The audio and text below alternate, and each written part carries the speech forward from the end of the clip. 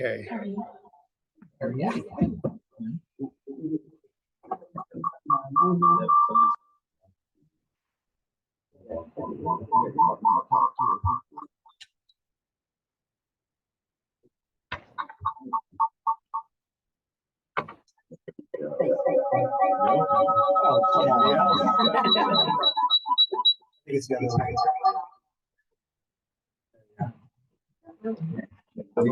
So Michelle, I'm wondering if you can hear us. Okay, great. Yes. So apologize for some of the things we had in executive session, Mr. Chairman. We started. Call it to order. That's 7:05.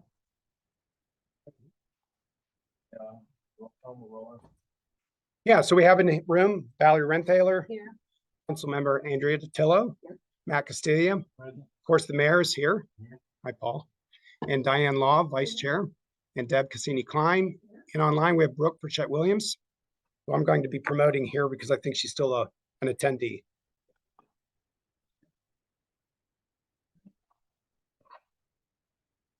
What is this month now? Absolutely fast. I think we will public comment to go straight to the agenda. We did have that executive session was for personnel. You know, not that I would have forgotten anything in the world, but we did in fact have an executive session for personnel. Thank you. Always on this. Happy to help us, Mr. President. I did just look up that score. That's where I was. Having said that, we do not have anyone in the room for public comments. We have a hand up. Excuse me, online. Mr. President. I'm having a little bit hard time hearing you. Sorry. Can hear you. It's a problem. I can't hear, so not hearing me is also not my caps is up yet. So my apologies to you, because I know what it is to not hear generally. I was just pointing out that we're going to move to public comment, that we didn't have anybody in the room, but that I believe we have somebody online who had their hand up, so I will turn to the manager to allow them. You can state your name, address, as long as you're a Churchill taxpayer or resident. We'll have 3 minutes to speak. Turn the floor to you. So Kathy has been promoted. And Kathy, if you want to go ahead and unmute yourself, turn your camera on if you like. Address council. And in general, I did get another comment about the sound. So if we all talk to the owl and use our outdoor voices, maybe it'll help. Okay, can you hear me? Yes. Okay, and yes, the audio was terrible. Before my time starts, I do have a request. Alex, I have some questions for council. Is it possible that after my 3 minutes are up, you could keep me on the panel so that I can hear the answers? When you take somebody off the panel, there's some dead time, and we can't hear what's being said after we spoke. So if you could possibly keep me on the panel, and if I happen to have follow-up questions, I would appreciate the opportunity to be able to state those. So So what I will tell you, I'm going to let you know right away that, I do want to make sure you can hear. So I don't have a problem in regards if you're saying you're unable to hear by staying on the panel. However, the way that public comment works is it is a 3 minute. And once those 3 minutes have been exhausted, they've been exhausted. So follow-up questions in terms of during public comment is not something that's available. Not to say that you can't reach out. Not to say if other people want to react after the fact. But just I can't understand you, Jay. For some reason, I don't know why we're not able to understand your I comments. don't feel like I'm being quiet, but I can't 100%. You're not. Maybe an owl problem. It may be an owl. We may be having a technical owl issue today. We did have to reboot our owl. So Ms. Border, can you hear me? Yes, All right. What Mr. Dworin stated was that the 3 minute public comment time is sort of a hard and fast end of public comment, so you won't be able to ask follow-up questions. However, certainly you're free to communicate to the manager, or if any council members want to reach out to you, outside of the meeting, that's certainly an option as well. But we want you to go ahead and give your full public comment, and once you're done, the council may or may not address any of your questions or comments. Okay, so, but can Alex keep me on the panel so I can hear any comments? Yeah, that would be Okay. And again, before I start, I would request that you reconsider that hard, fast rule. I think it needs some revision. So, okay, I'll go ahead and start. I have questions about the hearings held by the Churchill Zoning Hearing Board. And my reasons for asking these questions are that whether the board votes to approve or deny the current application for an exception and a variance to build a billboard structure with 2 billboards on Maple Lane, I believe there will be other applications in the future. So I would like to know the correct procedures to follow for zoning hearing board meetings. I know that they are a complete separate entity from you and you probably have no control over them, but I do think that somebody needs to be clarifying procedures for residents. My first question is, how do people communicate with the zoning hearing board? For example, if someone wants to request standing and they want to submit information to report their request, how do they provide that to the zoning hearing board? Do they email it to Alex for him to forward to the board? Do they email it to the board's solicitor for her to give to the members and the applicant? If the answer is that people submit it to the solicitor for the zoning hearing board, what is her email address? Number 2, how do people submit exhibits to the zoning hearing board for their testimony or public comment?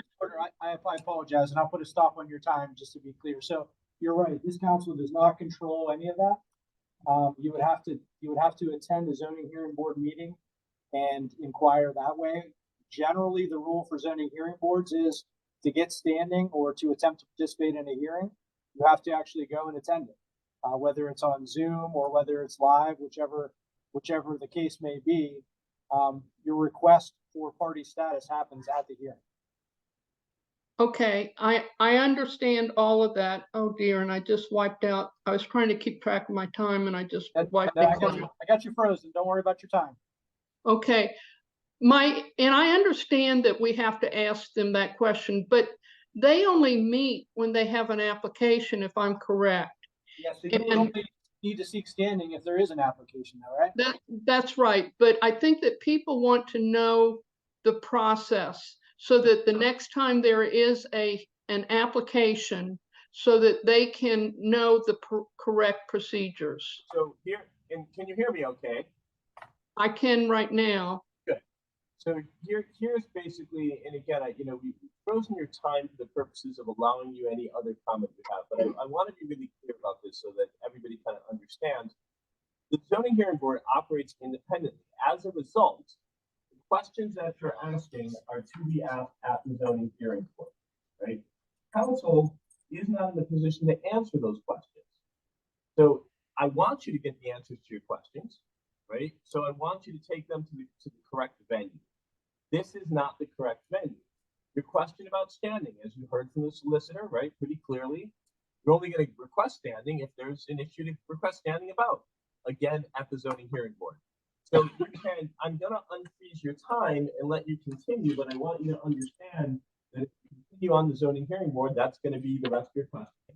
It's not going to be a response from council because they're not in a position to answer those questions. So I'm going to unfreeze your time and allow you to continue. Okay, so maybe this is something that could be answered during because Alex, you're there, right? You're in the room right now and you were in the room, and I'm not criticizing Alex at all. I have more of a criticism for the attorney, for the applicant. One of the people with standing submitted exhibits that she wanted presented, and when it came time for her to talk, it sounded like the attorney had not gotten them. So my question is, for the next time there is a zoning hearing board, Alex, should we submit exhibits to you and then you forward them to the board and the applicant? Do you recall when the attorney did not know, was not familiar with the pictures that Kathy Rayborn wanted as part of her testimony. Is that, I mean, does that make sense? Does that question make sense? Because the attorney acted like he had not seen them and they had been submitted that day. So I'm just trying to find out how in the future we proceed to submit exhibits for a zoning hearing board hearing. And that's my question. Comment, or did you have more? Do you have anything for the council that's not zoning hearing board related? You have 15 seconds. Yes, I think that limiting people to 3 minutes is not a good idea. And I think that you should, I appreciate you allowing questions and answers and back and forth. But I think that people need more than 3 minutes to work through issues. And for the public comment, I just couldn't, for that hearing, I couldn't get through everything in 3 minutes. And I think for your meetings, I would encourage you to start considering not holding to that hard, fast rule. It discourages back and forth. It discourages discussion. As much as the irony of the moment, that is in fact the 3 minutes. Yep, there you go. I would point out to you, as you know, that the question that you asked again is something that's related to the zoning hearing board, and therefore there really isn't a comment or response coming from the council. You certainly can speak, with I can't Alex understand. as the borough manager at other times, but outside of that, there really is not any additional comments to add on that. It would help others to hear the answer, I though. don't want to push you off this, because I know you hear better while you're sitting at being promoted. So I would ask that you kind of respect the process at this time, right? Understand that there's no more comment.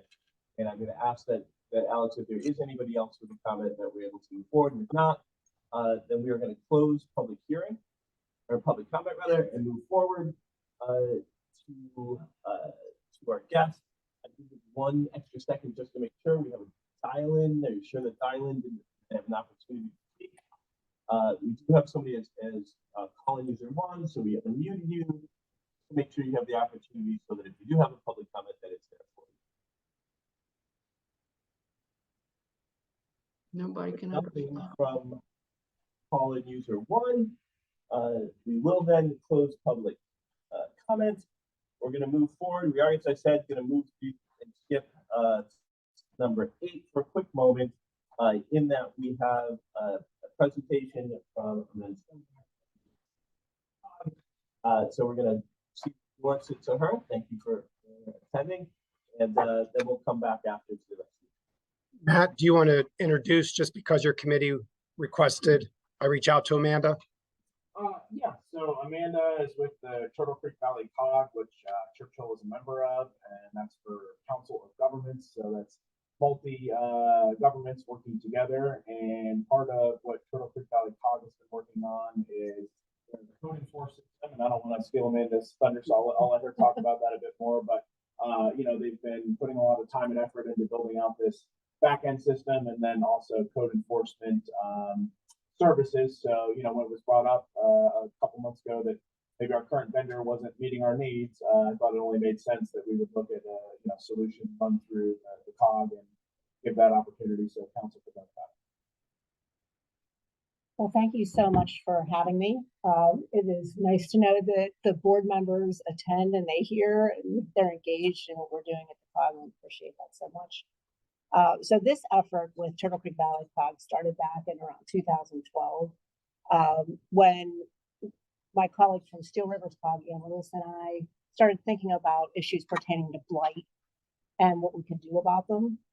So at that time, we did a cost of blight study where we learned that in our region, we lose about $254 million a year to blight. And there's a full study on our website and on the tripod. I talk about it all the time. So for people who know me, probably just like hearing me talk about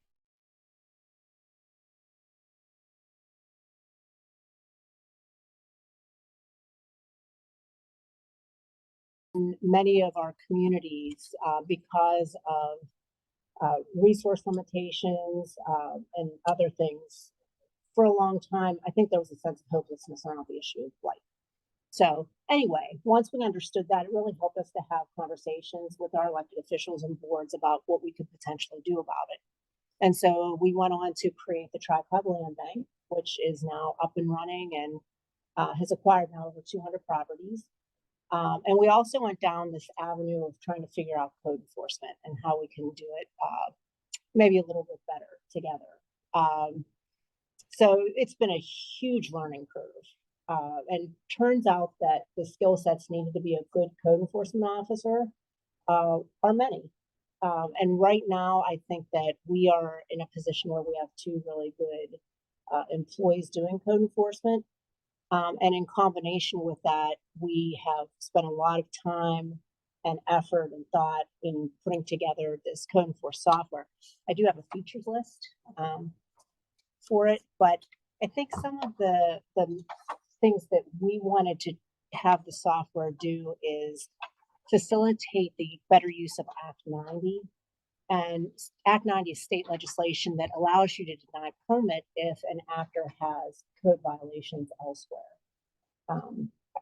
And that's important when you have LLCs and investors coming into your region that maybe aren't necessarily the best neighbors. And while Churchill is so fortunate, like I've not seen that in Churchill, kudos to everything that you do, but there's pressure all around you. And so it's just something to be cognizant of. Regardless of who does your service, I really, really hope that you'll think about using the software, because it gets stronger with the more towns that use it, the better we can share information, and that is powerful when it comes to code enforcement. So we think of code enforcement as the first line of defense and keeping your property values up and keeping people safe. And I'm just happy to be here and invite you to come and talk with us if you want a more detailed, robust conversation around code enforcement. If you want that conversation to continue. Again, it's been quite a learning curve, but I think we're in a good, stable place right now. So, I have a question about reporting. Is that something that is accessible to staff only, council members? How does that work? So there are permissions built into the system. There's been a lot of thought, because it turns out each town does code enforcement a little bit differently. So it's an extremely flexible system.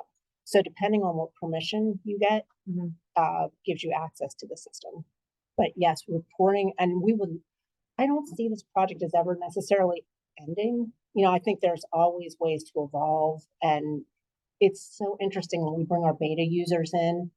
They always have like really good things to contribute that we never thought of. And I think reporting is one of those things that, how do we engage our elected officials to be able to visually see a report and recognize the value in code enforcement? Because property maintenance code enforcement is nothing but an investment. It's, I think a lot of third parties don't want to do property maintenance because it's difficult, often thankless work, but it really does need to be done. So. And Amanda, as a follow-up, I know Chalfont is currently using the COG. Who's the other local? East McKeesport. And I would highly encourage you, if you're thinking about the, using the COG for service, I would highly encourage you to reach out to Connie Rosenbacher or any of their elected officials in East McKeesport as well as Chalfont. And then the other thing is, I know you had mentioned, and maybe you can speak to a little bit more, but what was the partnership that the COG is currently working on to try to pipeline and help train new code enforcement agents? Because I think that's the other thing that really inspired me is that, we have a problem of trying to find, service workers, right? We've seen it with police and EMS and code enforcement. It's not a fun job necessarily, right? You're out telling people, yeah, you can't do that, or this is that, or I have to send you a fine. And I think that, by luck, sometimes people fall into those careers and they're very good at them, but at the same time, we don't do a good job recruiting for that. I think the COG has recognized that and is taking those steps. Yeah.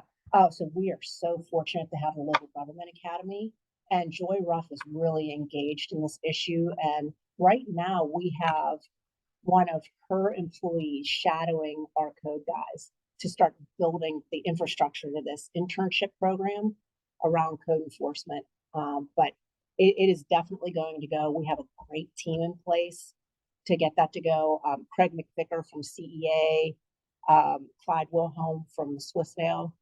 I'm really happy that my 52-year-old brain is remembering me. I usually find. But really good experienced code enforcement officers that are sort of directing and putting this program together. And I do think that there's a career path here that just is not known to high school kids who might not want to go to college, and or people who are looking for the best code enforcement employees we've gotten have been people making a career change. And so there will be an opportunity for either one of those scenarios. And the COG will definitely be involved in terms of having people shadow and, intern with us in the summers and things like that. Amanda, we have a couple of issues here. One of them is, do you feel that we've been behind in terms of our code? And a lot of that has to do with the number of hours that are available for Churchill and the turnover.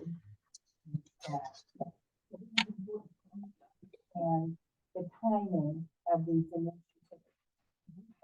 Do you have a sense? I mean, right now you have 2 code enforcers, is that correct? Yep. And how many hours a week do they serve out? So with the scenario that we worked on and like the collaborative, so when you come into a collaborative, it's all of us sitting down together and Right. figuring this out.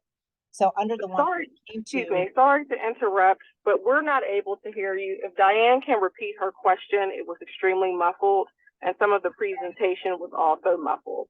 I'm wearing a mask, so I will talk louder. If it's still muffled, my question was, over the years, we've had difficulty getting enough coverage for code enforcement. So turnover book in the code enforcers. Did you hear that? Brooke? Hey, Brooke? What I heard is that she said something about turnover with code enforcement. Is it possible to move the owl a little bit closer so that way we can hear clear? There are people on both ends of the table. And there's closed caption for those, and the closed caption's recording everything that's being said. Closed caption is on, Brooke, so you can use that, and that's working. But meanwhile, we owe it to the public to speak like you're outside. Yeah. And direct yourself to the owl. That's all. I mean, it sounds kind of weird because we're 2 feet away from each other, but that's the best we can do. Or if you can, Alex, just repeat the question so that way everyone who is connected by Zoom can hear. Thank you. To repeat Diane's question, she asked, what level of service, would are they looking at in the scenario right now? And I think in context for it, it's not as if we haven't been in the program. That's why she said over the years, right? The reality is that there's a challenge space that we saw before in coverage in terms of making sure that the Borough Churchill got enough coverage in order for us to really be able to use code enforcement through the COG, right? So there's a 2-part kind of question that's being presented. One being, so now how do we make sure if we're looking at the COG that we get that kind of coverage? And part of what really created a coverage deficit, the other part that I was talking about, was change in personnel internally at the COG left us short-handed.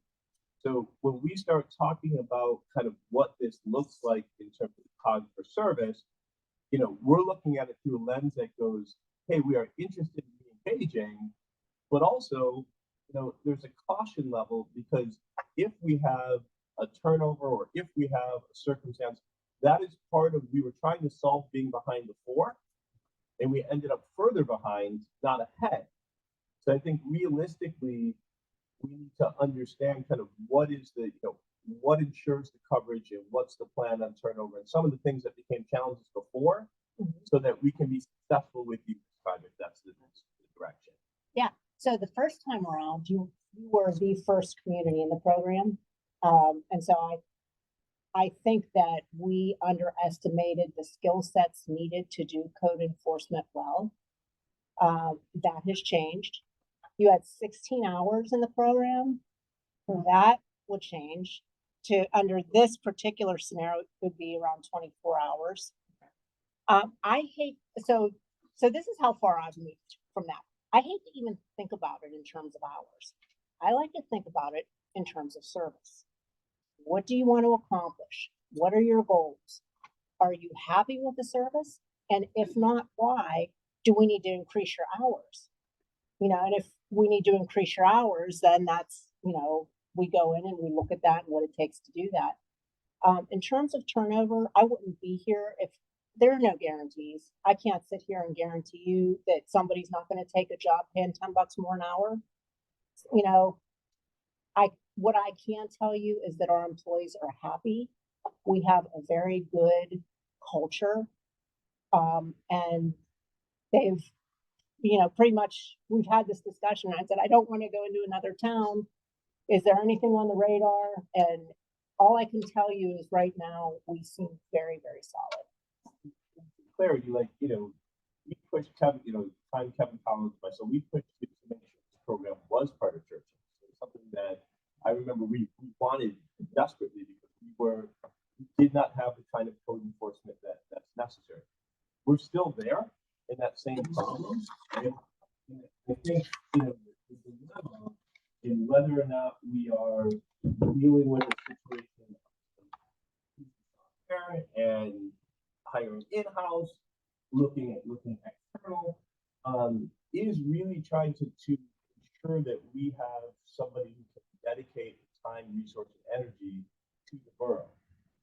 You know, I would just say that I have, you know, we're at the very forefront, right? Mm-hmm. So the change is important, like what's changed, how it's changed, but there's an opportunity for that.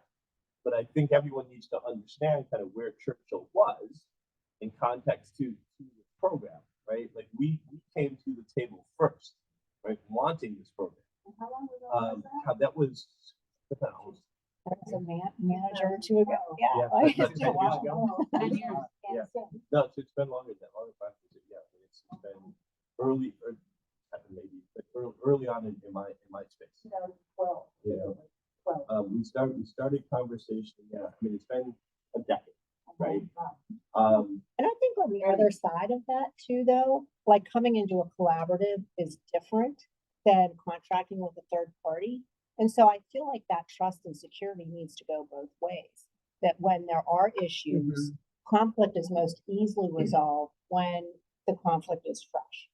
So, you know, don't hold back. If there's an issue, let's address it, get it on the table and fix it.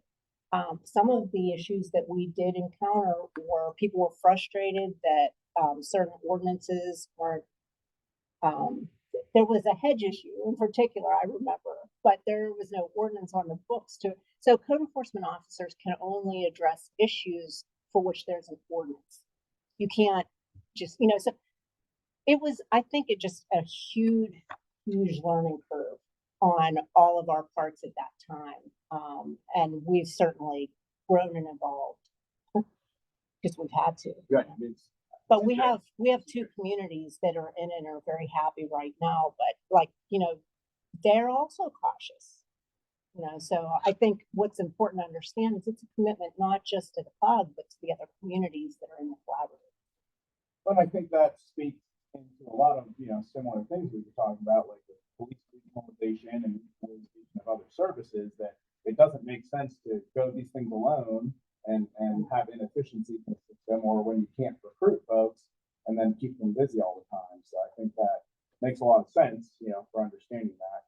Also, just so we're all talking, you know, the same facts, I think right now we're currently Alex, getting 8 hours of code enforcement a week is kind of what we've been able to get. And our current vendor, when we asked them to increase that, hasn't been able to provide that. They lack the capacity to up the hours.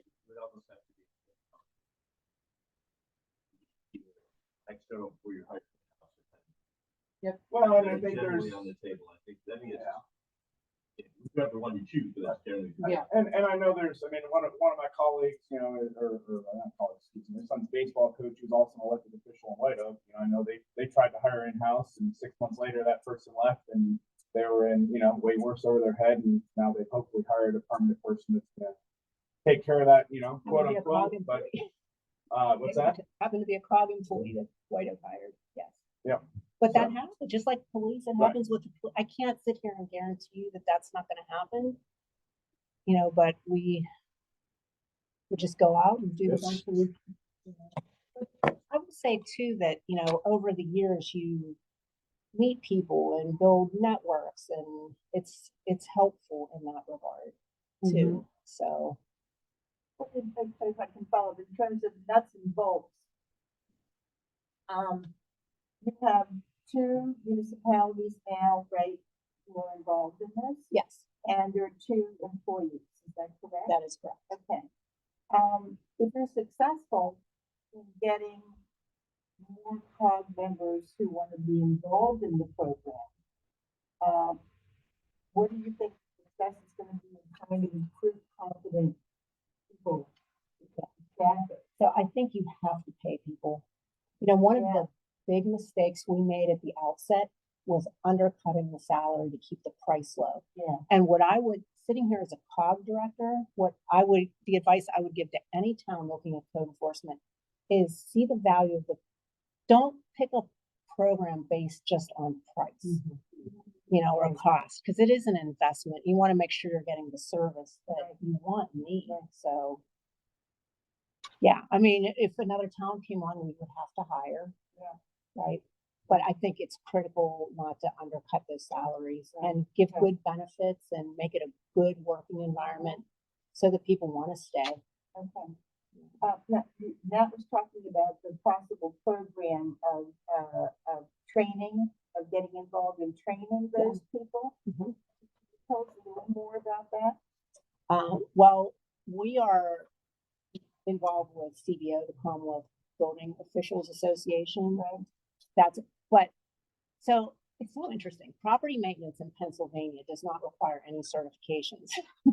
We don't believe that's best practice. So we make sure that our officers at least have that international property maintenance certification.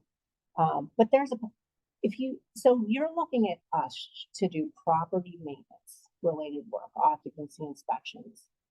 That doesn't require, you get into like higher certifications, then those folks are commanding much higher salaries and they're going to third parties and things like that. We're focused on property maintenance and continuing education. There's so much value in bringing the code enforcement officers together. Even when they come together, they start, oh, well, what about, you know, not mentioning any names, but like this LLC, and oh, I have the same problem in my town. It's amazing. And Diane, just to make sure I'm understanding, do you mean training of the actual officers, or are you talking back to the internship and then the pipeline? Oh, I'm sorry. Pipeline. Yeah, so that all is being designed by local government academy. And the way I understand it right now is that there are going to be certifications involved with that training. And there's going to be a number of hours of real work in the field, shadowing code enforcement officers. Is that gonna be high school? I'm sorry, from the COG meeting, did you say that's, there's high school students possibly for that, or is it gonna be? I think it's postgraduate. Postgraduate. Yeah. Do you have any sense of the timing of that program, like maybe when it might be up and running or when they might produce? Yeah, so we're working on it, right? Like I said, we have somebody with a couple days a week she's with us, a couple days a week she's with Swissvale. And then I think with Anthony and he's in South Street. But anyway, that's all being worked on in mid-January. I think after she collects all this information, they're gonna really start putting the nuts and bolts around it. Okay. But yeah, the certifications are definitely going to be a part of, my concern is like, oh, if they get all this certifications, are they gonna wanna do property maintenance? Yeah. But I honestly think property maintenance is a calling. Well, if they get paid, yeah. Everybody can't do that work. And we know that because we learned that. Yeah. It was hard work. You know, you have to have people who are willing and able to communicate effectively and go to court and be technologically savvy and somewhat politically savvy. There are a lot of skill sets. Thank you. Thanks, Amanda. You're welcome. Thank you for everything that you do. That The organization has grown amazingly since I've been here. I love my job. I know you serve the chair. Thank you. Yeah, there's outcomes to that too. Exciting stuff. Yeah, that's very good. Good. I'm glad. Yeah. It's important. Right. Well, back to discussion items, give us a board if that works for folks. I don't know if any comments regarding reports that we've received.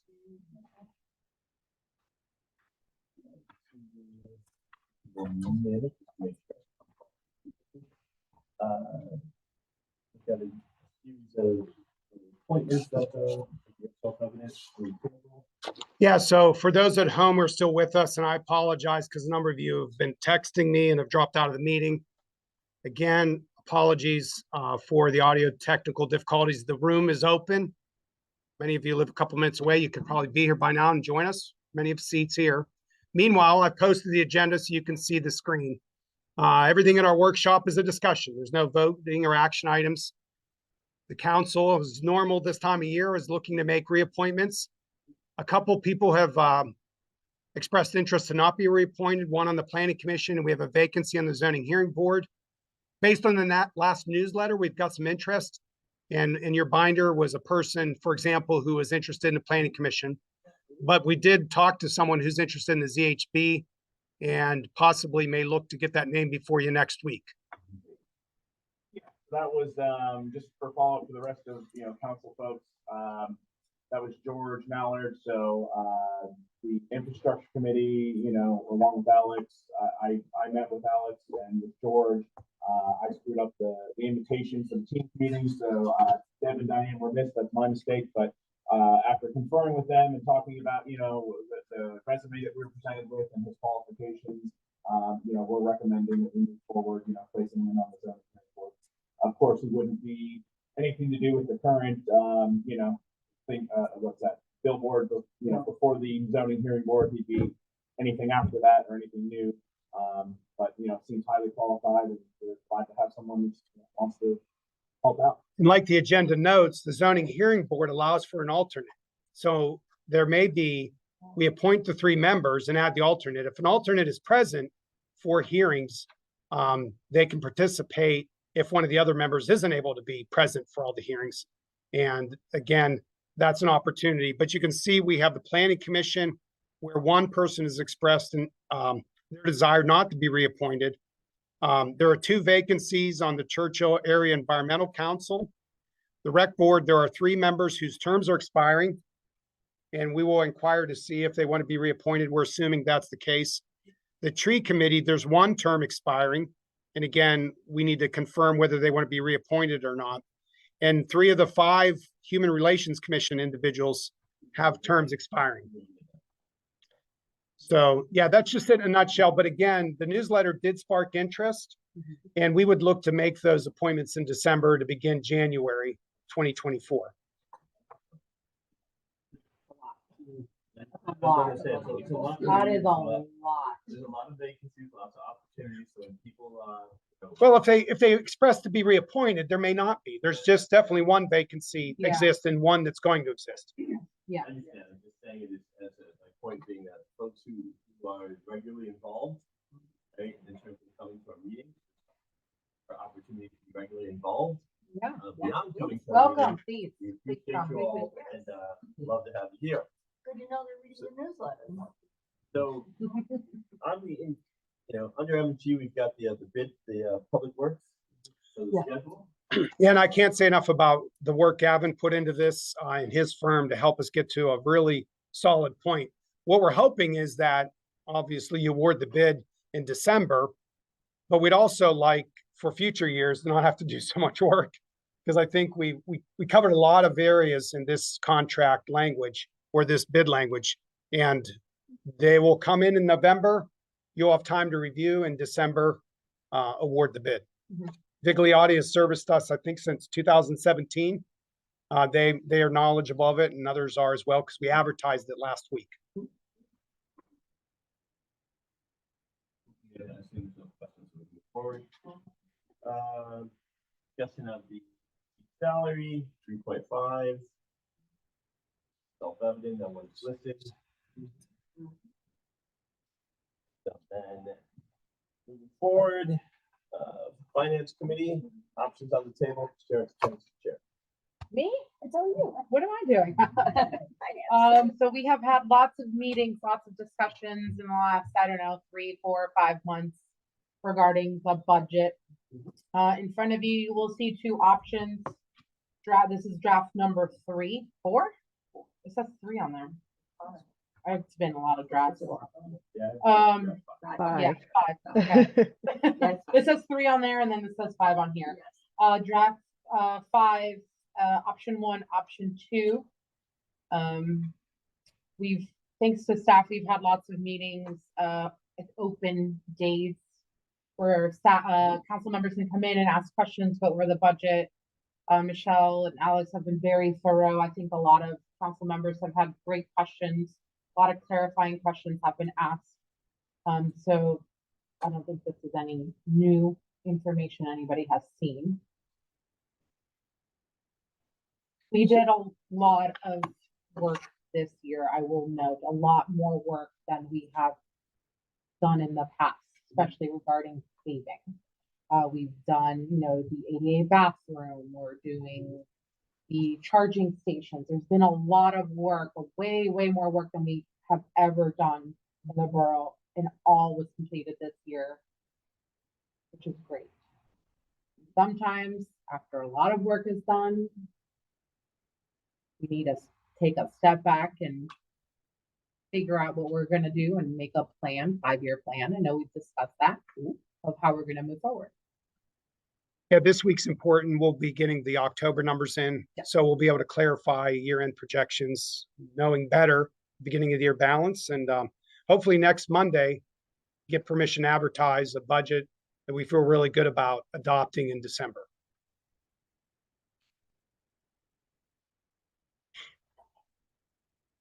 Questions, comments, concerns?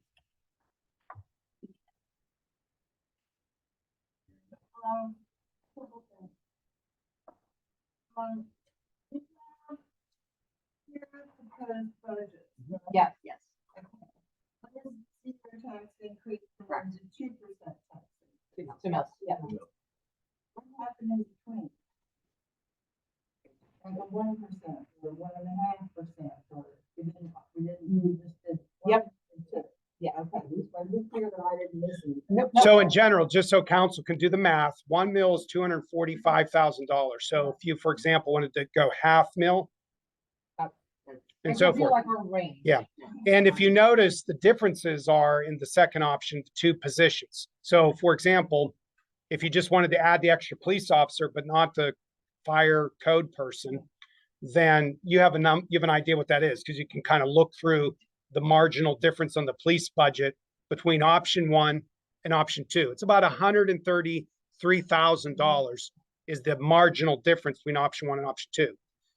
Conversely, if you just wanted the firefighter code officer, you could eliminate that police and see the marginal difference. So because we've isolated the differences to just 2 persons in 2 departments, they're very easy to isolate. And because the mill is roughly 245,000, should be easier. So if the budget committee this week says, we feel confident there are 4 votes for a 1 mil increase, but going forward with option whatever within the option, then next week we'll be able to do that. So it's not as complicated as it seems, I think, and should be able to by next Monday hopefully get to the 4 or maybe 7. And all we're doing at that point is voting to advertise. And then of course, what happens at that point in the borough code is if that budget that is advertised is significantly, that might not be the best word, but is adjusted, then we would have to re-advertise. That doesn't mean within a line item, we got a little up or down. We hope to, though, vote for the budget to get adopted and not have to re-advertise. Or it gets passed next week, gets promoted. Gavin, I don't know if there's court cases on what substantially, I think 10%, something like that sticks in my head, but I don't know, I think you have a fair amount of latitude though, and then obviously if there is an increase, we'll need to adopt an ordinance by the end of the year. If there's no increase, then it can be done by resolution. That's another thing to keep in that pipeline there. So if on Monday they direct us to have a tax increase, we'll have to be preparing the ordinance and advertising it.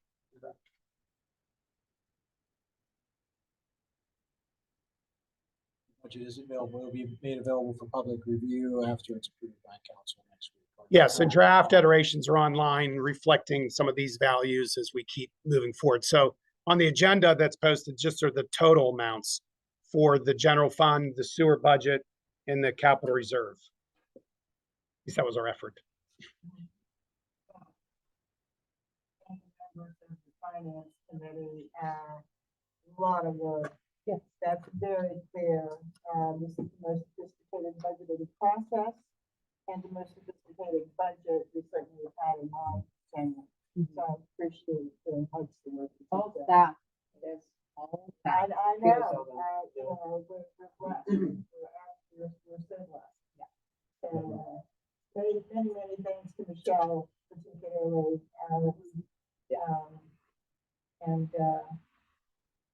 I will make my pitch about the primary responsibility of public safety. Also on the agendas we've talked about is the sewer. Yeah. So the sewer is a standalone kind of an enterprise budget. It has revenue from the ratepayers based on their gallon usage and has its expenses to maintain those lines. And those expenses are driven by regional consent decrees with the Federal Environmental Protection Agency and the Allegheny County Health Department. And we're all a part of this large system of making to do improvements to the system, as well as kind of mandatory maintenance and review of the system, including camera work. And you'll hear these things throughout the year, manhole to manhole lining or other contracts to improve the system to keep it tight and prevent leaks from the sanitary sewer lines. When we've looked at it, and again, this is something that you need to continue to consider. If it's not this year, we'll probably have to look at the rate going from $8.50 to a higher number. Option 2, just for your eyes, right now is going to $10 from $8.50. So you can look at the different balances, and there's a ton more detail in the packets, but that's a big deal because what we're kind of seeing, and we have to go back and forth, I think, to really sharpen our pencils, is really figure out what is the minimal thresholds for the consent decree obligations, and then figure out the cost for that and then get more refined. So that's another thing that's coming more into focus, because while the $10 increase may not happen this year, in future years, you're gonna have to consider that. You also probably are aware that Alcosan is increasing by 7% through, I think, the year 2026. And they require we carry a pretty high balance to meet our obligation. They would like us to have like 125% of what we expect the fee to remit to them would be. That makes tricky budgeting, and balances are important and all of those kinds of things, which I said this week we hope to get a little better focus, but you need to be aware of getting your head around that. We increased the rate from $6.50, I think, to $8.50 in the year 2020, and we might need to revisit that again. Again, that would be something, Gavin, we would be advertising a rate increase and would have to do an ordinance, and depending on timing, it might not come into effect till after quarterly bills are out in 2024. But stay tuned for that. That's another thing that the committee's been working on. So just one comment on that, and then I know that plays into as well. The infrastructure committee was looking at how do we handle our stormwater and stormwater fees, and how do we appropriately assess those fees to the producers of that stormwater. We did that. Doesn't make sense to study to have a stormwater fee, which Pittsburgh Water and Sewer Authority has one now. You know, a lot of other municipalities have done that. And there was an act, you know, I'll let Gavin tell us which one it was that, you know, said that authorities are allowed to do that and allowed to manage stormwater that way. You know, the infrastructure committee thinks that makes sense, and we will hopefully be moving forward with that to generate some of that additional revenue for these projects. However, that's, you know, also tied up in a court case right now that is looking like it will have an answer here sometime in the fairly, you know, near future. So holding that rate, you know, for 1 year, and then we may have to raise it depending on the outcome of that, or we may also be looking at some shifting of funds so that we're not, you know, stealing out of the capital reserve or whatever else, you know, to kind of cover these things, because we'll be appropriately having that fee bring in money for those projects. Right now we don't. Correct. There's no money. You can't. Right. So it all just comes out of. Yeah, fund transfers correct. and- Yep. Storm sewer systems are funded by general fund through capital or directly, and we do not use any of the sanitary revenue to take care of the storm pipes. Yep. Which is not ideal. Well, it'd be nice if we could have a user fee, because as you know, like other communities, nonprofits, churches, schools generate stormwater, but they don't pay real estate taxes. So there's sometimes, one would say, more equitable ways of funding stormwater improvements by allowing every property owner to have a part in that cost.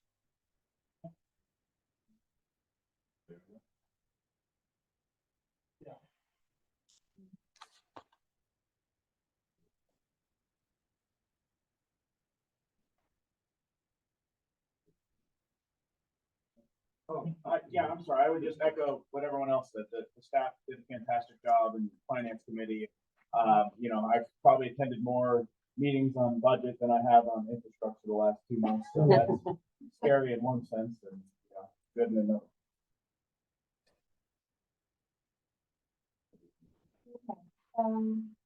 What we have here is the fire forum, and our committee is meeting next week. And what we're gonna be focusing on is, hearing from both the chief and from Ralph about the collaborations outside Churchill. So we encourage, our public safety people to be moving in the direction of regionalization. And that's a step-by-step process. So we need to keep track of who they're talking to, what the issues are, so that we're prepared as a council to take supportive action.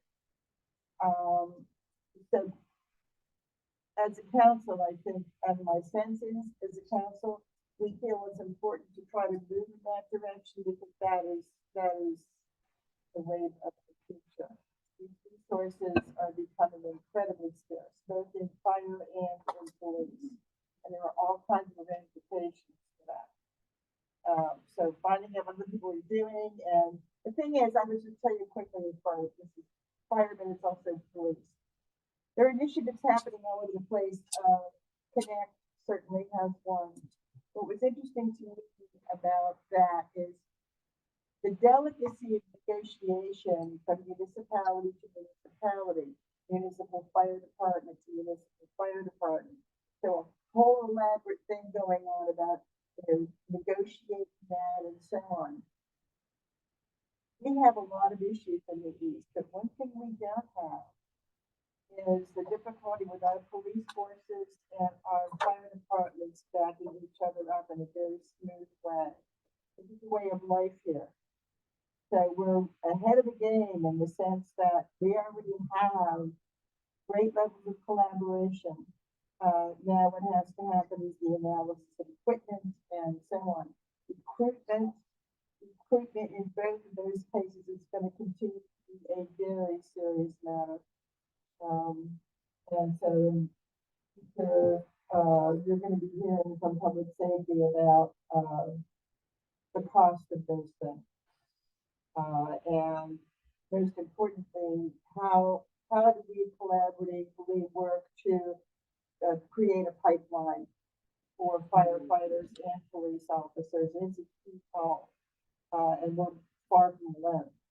But that's where we need to be headed, so. That's what we're doing. I thought the fire reform was excellent that the COG put on, and I'll be, I left very encouraged and hopeful. There's some bright spots out there in our neighbors and neighboring communities. They're, especially in fire, they're doing an excellent job still maintaining volunteer fire departments and recruiting. So I think there's some bright spots that we can look to, emulate and learn from. Yeah, that's what we said. I should mention quickly that, I think all of you should see in your packet, a visual that Ralph did about the shifts.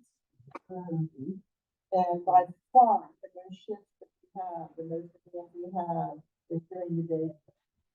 And that's the point where we have, anybody who's working,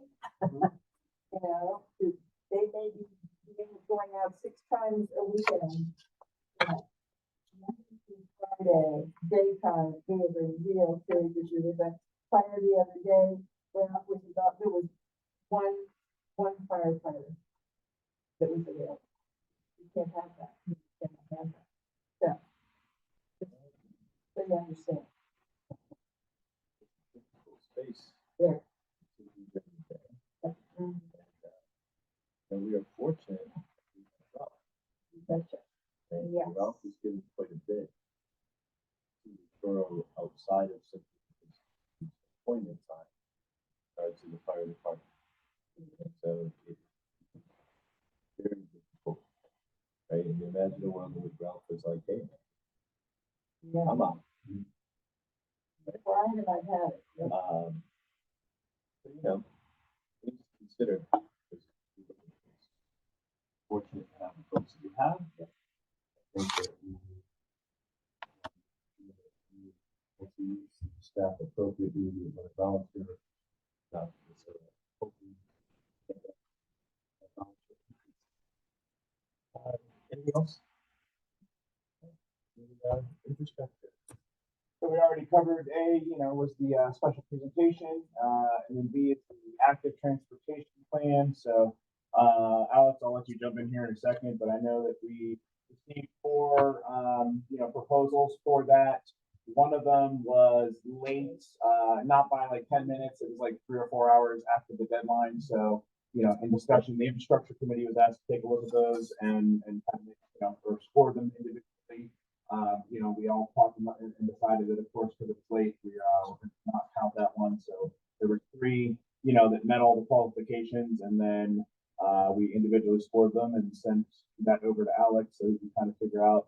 Yeah, we'll have a recommendation from the committee, for the binder next week. And the county's also participating with the review. So someone out of county planning has helped review. So it's someone outside the borough, which is nice. And then the folks in Harrisburg as well have participated in that. So we'll have a good recommendation for you all and hopefully get the plan started in December. And what I'll say is that, out of the 3, I looked at the 3 and scored them, and I think any of the 3 companies that, put in are all have local offices, local understanding, have worked on active transportation projects for, Wilkins, for the county, for a lot of our neighbors, and done excellent work. So I think any of them would do excellent work. I did go back afterwards and look at the one that we disqualified, and I think they would have done excellent work as well.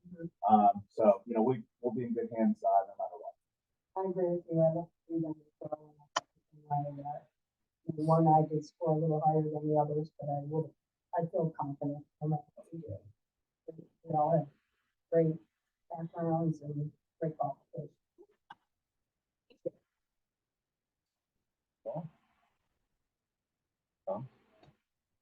Communication. That's me, again. The winter newsletter is due for articles December 1st, 2023. That's pretty much it for communication. Budget is what we've been talking Yeah, about. we've been focused more on budgets than anything.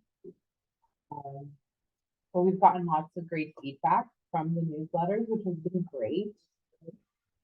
And I know this was mentioned before, if you have not seen the videos that were created, they're amazing. Check them out, share them on your social media. Our mayor is the star. The mayor is the star. My children make a cameo appearance. Yes, yes. So check them out. Mhm. Check them out. Really? Yes. Let's take a look. Yeah. Yes, you shall. Review analysis of Come on. Video. Yeah. Yes. point one. All right, anything fun? Nothing to report. I will have something next week at our regular meeting from our engineering. 5-year. I would just say, just remember when you're cooking and use the brown bags, use those services we have offered in Borough.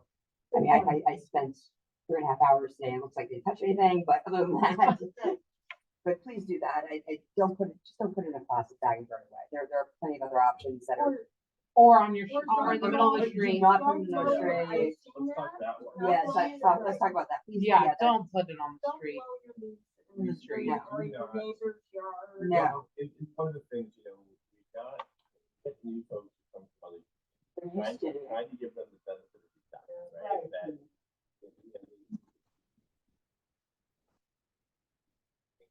No. receptive about the street kind of space. So the obligation of residents is to bag them, right? Recyclable kind of brown bags, right? Not in plastic. Or, if you have hillsides, you build up your hillside, you leave compost, which all of my neighbors, by the way, live over by hillside. You have the ability to do that. Over years, by the way, it does build it up. Just kind of a little side note. So it's compost, put dirt, next thing you know, you got a little more hillside for yourself. So, but we are not a space in which put them out to the street. Populated out. Also, it's every Tuesday. Tomorrow is the election, and I believe we have 3 more Tuesdays after that to collect your leaves.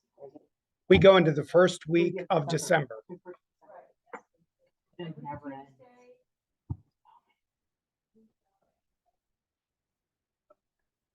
2,000 gallons. Oh, that's right, you So like. Jay, just for, our record here, how much additional flat usable land would you say you have now? For our assessments, and. Just so you know, right? Because it doesn't change the assessment since I own the hillside anyway. So Well, but it wasn't usable before. Now it's all debatable. Right? We'll find out with this. Honestly, I've probably picked up a good half a foot to a foot. Really? Oh, I mean, it is. How many years? Oh, listen, it's been 15 years of doing it, but Yeah, I'm trying to, my math is not figured out. 100 years from now, you're gonna have a really nice lot for a Well, slide. for those of you who don't know, wonderful Garrett had a little fall off years ago, so a little bit kind of went down the hillside. So yeah, that was a thing. Yeah. Right. And actually, my backyard is one of the getting so much taken off it. So my backyard is actually considerably wider. No, yes, absolutely.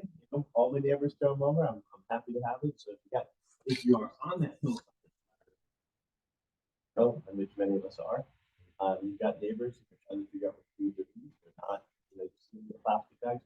Have them bring plastic bags over, and then help the right, and not find more plastic bags.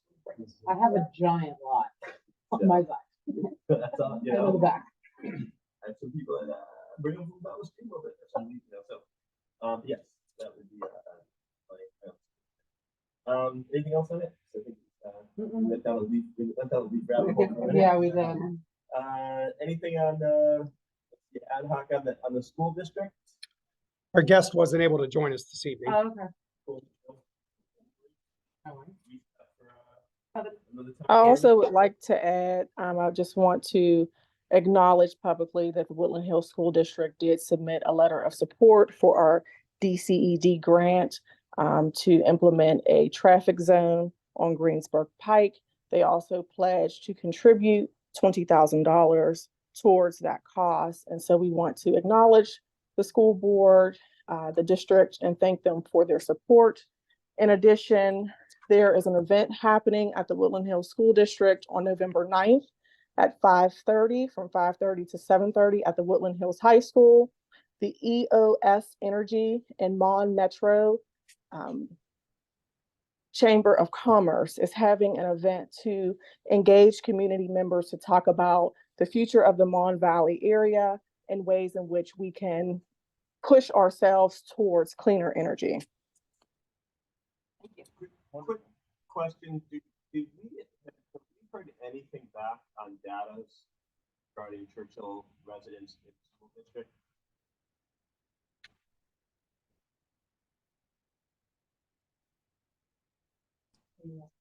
Yeah, Brooke?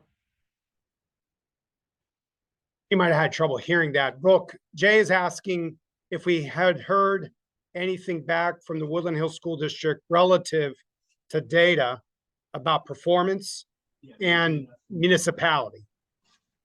So regarding performance, there was a presentation that was previously done at the school board meeting held in October. So if you're interested in getting some information about that, I would suggest that you visit the YouTube channel and you can watch the school board meeting. As far as information regarding statistics for the number of Churchill residents or students who attend the Woodland Hills School District, I do not have an update. When I have an update, I will present that information. My only other comment regarding the school district is in my magical world of volunteer in the soccer space, the high school at Amareus, girls team.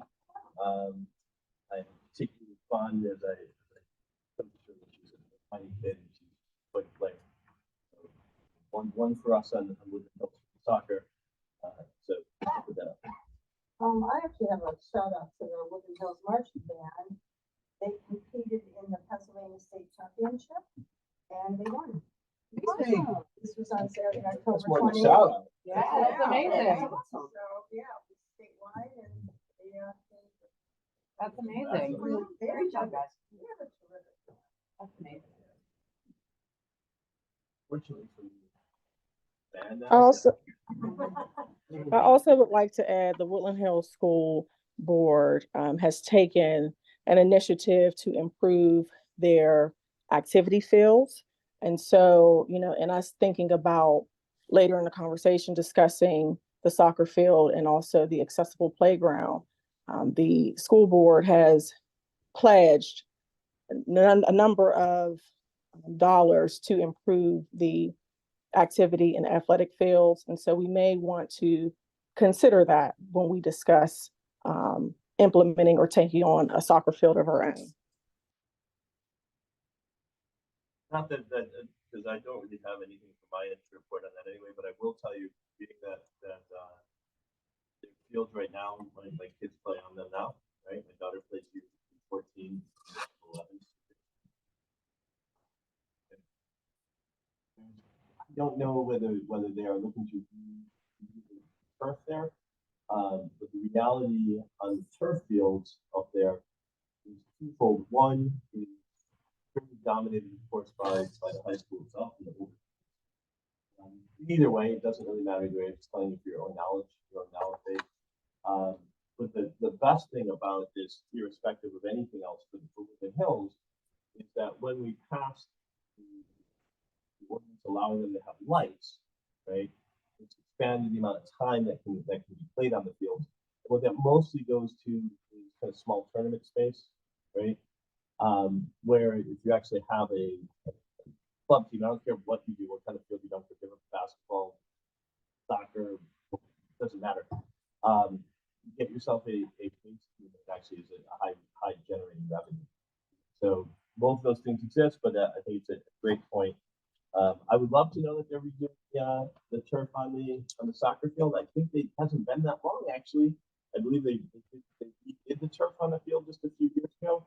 So maybe another field, or maybe they're dropping more in the football stadium, which they do tend to like to do a lot. But I would be interested because on the soccer, what they've done on the soccer stadium, is they just recently, they didn't replace the benches, which are very old, the fiberglass, but they did just repaint them all, so I'm assuming they don't intend on replacing them, that they literally, like in the last week and a half, have been repainting them. I'm down at that soccer space every week, multiple times a week. So again, next season, but spring will come if you have any kids that don't want to play soccer, I'm doing it. Okay, anything on ad hoc zoning? Nothing. Yeah. I don't think there's anything that I know of on the ad hoc that's really been gone through for months. That leaves Mayor. Yes, thank you. I do have a couple of moments here.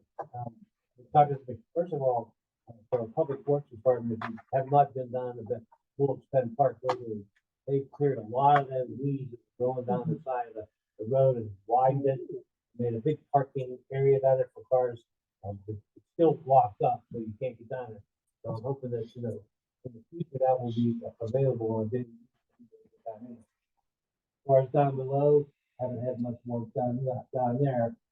It's still in the early stages. So I want to thank Public Works for going down and taking care of that. Thank you. Thank you so much. This is a side note. I was out yesterday delivering the packets. Backed my truck down that road just to see what's going on. And there was an older couple down there, and they kind of walked away, and then they came back. And they said, when I got out of the truck and walked, they said, but I hate to ask you this, but I've run out of steam. An older gentleman. He couldn't get back to his car with his parked way down the other side of the road. They said, would you mind writing us down? I drove them back down in the car. So people are using it. I don't know if it was a good idea for that couple to be out that late in the evening. It was getting dark. When I finally got them to their car. Which leads me to another thing, because we've talked in the past about safety down there. One people who walk that trail in the land trust area, if something happens, how do we know where they are? I got my phone, I found one broken my leg. Where are you? I don't know, somewhere here. So that's another thing I'm gonna touch base with again. So I thank that. The other thing, one of my residents on Thornberry was asking about getting speed bumps on the road. Cars are racing up the road, and he's up the street from me, and from the stop sign of his house, they picked up another 30 miles an hour by the time they get to the top of the hill. So I said, well, I did invite them to come to the council meeting because council needs to hear what your thoughts are. So see where that goes. The leaf pickup, we talked about that, and I've gotten several calls about down at the bottom of Thornberry, people raking the leaves out on the street. And Ralph did inform me that you can be fined for putting those leaves out on the street if you cause an accident. And I know you went down and told one resident, no leaves on the street. Another thing was, we had the public recognition of David Bajada in the council meeting. Now, I assume everyone got the letter from Ken. And he is receiving the varsity letter. And I did talk to him about, like, maybe do the same thing for him at a council meeting. And I told Michelle, I talked to him, I'm not sure if Ken will be in town next Monday to do that. So we're gonna, if we can work that into another council meeting to recognize him, yeah. Just as a Rotary update, our last event was the Rotary Run Short that the lamplighter. We had 109 guests. Wow, that's amazing. And 50 bottles of wine, and $20 a bag, and a big bag, and but what was 36 some baskets. So we raised a lot of money for that. So anybody who helped us out with that, thank you very much. We had a nice good sponsorship from Bigelotti. I gave out that book to give to Bigelotti so they could they were recognized. And right now, again, we're the Rotary, we're collecting things for the Rainbow Kitchen. Right. So we take either non-perishable canned goods. There was a list I think I attached to the letter, or you could write a check out for table to people at Rotary. The other thing was Father Sweeney over at St. John Fisher's new priest for the parents. So we're thinking, I've already talked to them and introduced myself. They're thinking of that, they're not thinking, they're going to have a on Thanksgiving and Mass where they're going to invite public official come to the mass. Have a small part in that, so I'm not sure what it's going to, I haven't gone yet. But I did talk to Father the other day, and possibly have him come to the workshop. Introduce himself to the workshop, and he can introduce himself and tell us a little bit about him, so we can work that in the schedule somewhere. And then on the same lines, I know, another church over here, we have Beulah, and we never had the Reverend over there come over and meet up, so somehow we can work those two, not big on the same night, but on different nights, come over, say hello, and, introduce themselves. So we can work that out. And that's all I have to All righty. Unless there's anything else. That's what we want. Good? We're good. Okay, so that's- Doodles. Thank you. Thank you. Thanks, everyone. Thank you.